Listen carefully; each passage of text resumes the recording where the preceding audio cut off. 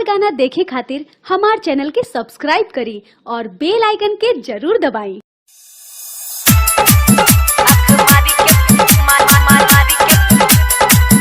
Mix by DJ Kanchan Muzaffarpur. गइले रही सखी के बारात हम गइले रही सखी के बारात पीछे पड़ल पता रखा रे। गइले रही सखी के बारात पीछे पड़ल पता रखा रे। आँख मारी के पटावे लागल सखी के देवारा सवार का रे। आँख मारी के पटावे लागल सखी के देवारा सवार का रे।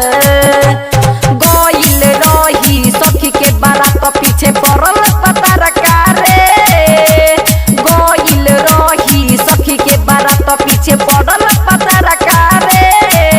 आँख मारी के पटावे लागल सखी के देवारा सवार का रे। आँख मारी के पटावे लागल सखी के देवारा सवार का रे।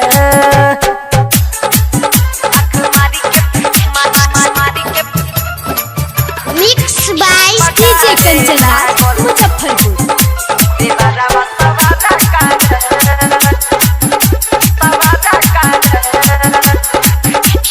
माडो में खड़ा रहनी हमरा पीछे उचली आइल।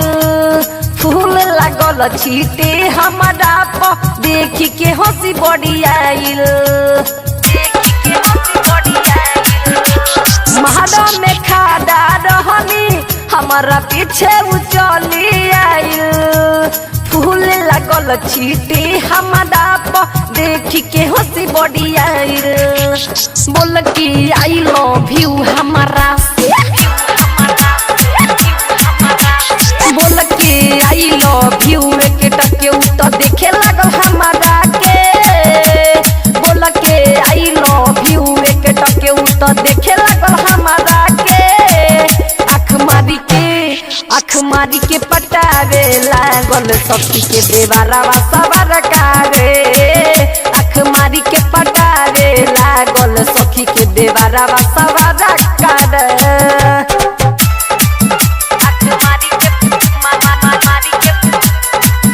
Mix by DJ Kanchan Muzaffarpur. कहलस जब से देखनी तोहके दिल में बारू धसल। रमजी दीवाना के अखिया में बाडुए गोरिया बसल। कहलस जब से देखनी तोहके दिल में बारू धसल। रमजी दीवाना के अखिया में बाडुए गोरिया बसल। राइटर सोनी सरगम कहली राइटर सोनी सरगम कहली दूर रह हमारा से। राइटर सोनी सरगम कहली दूर रह हमारा से। आँख मारी के पटावे लागल सखी के देवारा सवार का रे। आँख मारी के पटावे लागल सखी के देवारा सवार का रे। गइल रही सखी के बारात पीछे पड़ल पता रखा रे।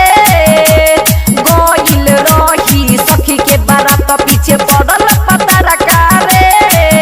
आँख मारी के पटावे लागल सखी के देवारा सवार का रे। आँख मारी के पटावे लागल सखी के देवारा